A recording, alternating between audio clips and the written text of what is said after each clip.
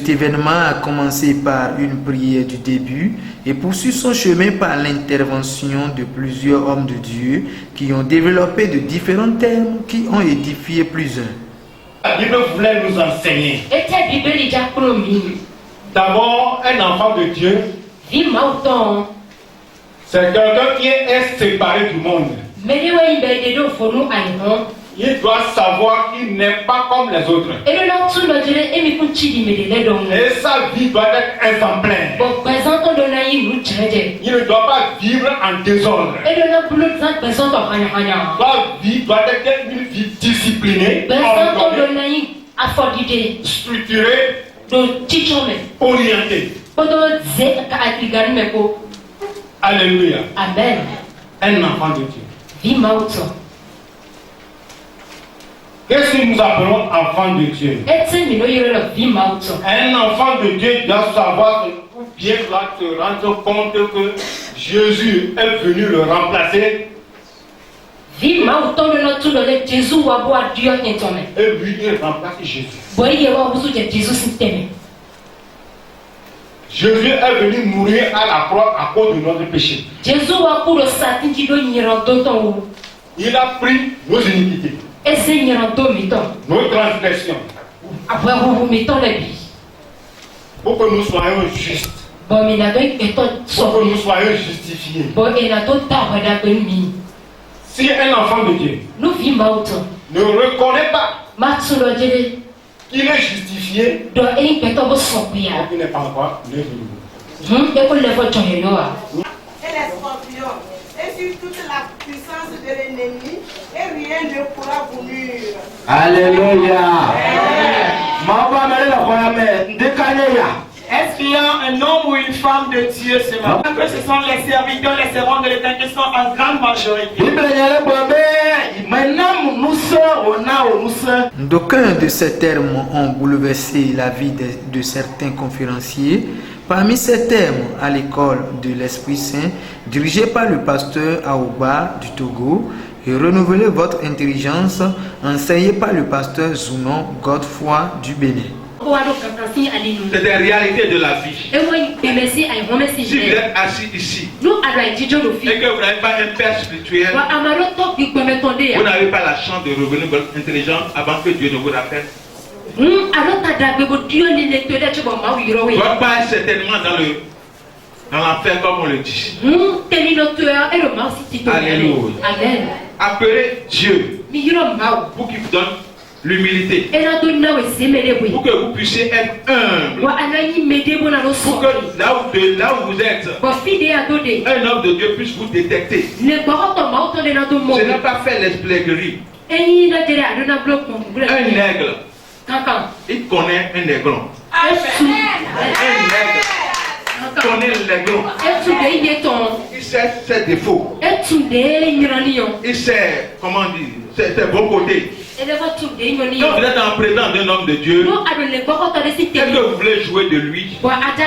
S'il a pitié de vous, il vous regarde, il sourit. Parce que l'onction que Dieu a déposée en lui, vous l'avez peut-être, mais ce n'est pas encore développé. Pour lui, c'est plus développé. Et puis il vous regarde, il sourit. Chers frères et sœurs en Christ, si vous voulez grandir avec l'Éternel des armées, le Dieu le Tout-Puissant, mettez-vous sur un aigle. Il va vous apprendre à voler.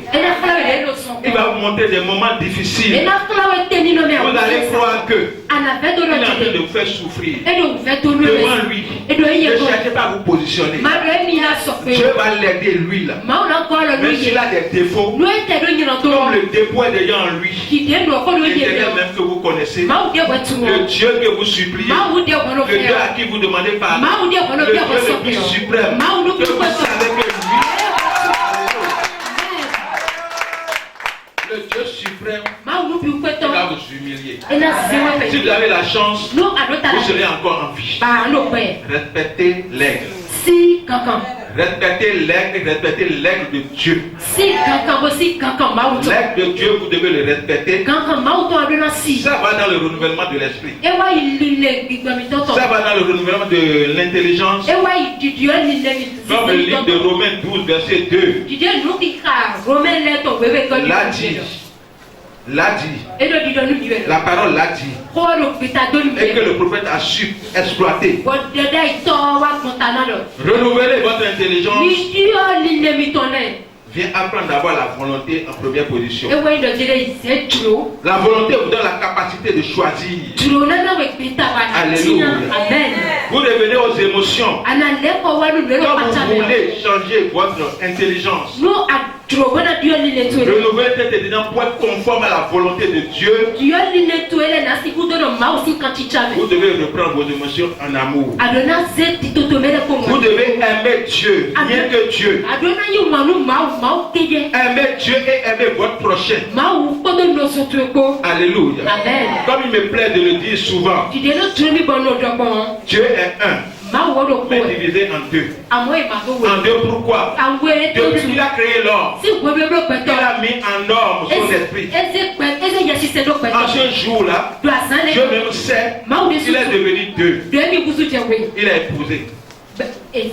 Il a épousé qui? Nous les chrétiens. Alléluia. Dieu même sait qu'il a quelque chose de cher. Comme lui, il est esprit. Et nous sommes en chair. Il a décidé de nous dire dans ses commandements, aimez-vous les uns. Si vous dites vous aimez Dieu et que vous n'aimez pas votre prochain, vous n'êtes pas de Dieu, je vous en prie. Alléluia. Nous ne voulons pas trop tirer sur les versets parce que le temps n'est pas.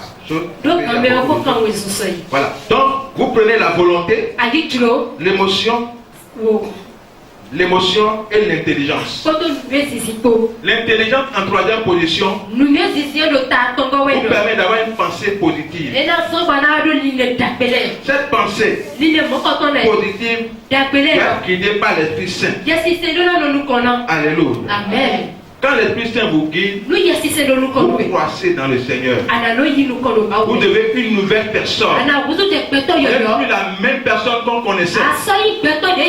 Le voleur, le menteur, le bandit, le calomniateur, celui qui sème la zizanie dans l'église, ceux qui agissent par intention, par impulsion. Il voit l'homme de Dieu avec une fille en train de parler de vous. Comme le sexe n'est plus tabou aujourd'hui, automatiquement on déduit en même temps qu'il couche avec cette fille. De là vous réclamez le feu sur votre tête. Dieu l'a dit, on a vu ça avec Moïse. Alléluia. Ou sa propre sœur la critiquait, la calomniait. Et enfin, l'intervention de l'orateur principal, le prophète Zanclassou Isidore du Togo, qui a fait le lancement de son livre Dieu et les aigles. Aujourd'hui, je vois que le Seigneur a fait beaucoup de choses concernant les premières et deuxièmes conférences. Cette troisième est spéciale parce que beaucoup ont répondu à l'invitation. Vous savez, c'est Dieu qui nous guide, c'est Dieu qui nous parle. J'avais fait la dédicace de ce livre depuis Lomé. Donc je suis venu avec un petit lot pour partager aux croyants ici. Donc vous savez, dans la Bible, Dieu nous compare les hommes vaillants, ceux qui ont l'esprit de révolution. C'est-à-dire Dieu les compare avec un aigle. Parce que l'aigle, c'est un animal qui va rapide, qui fixe des objectifs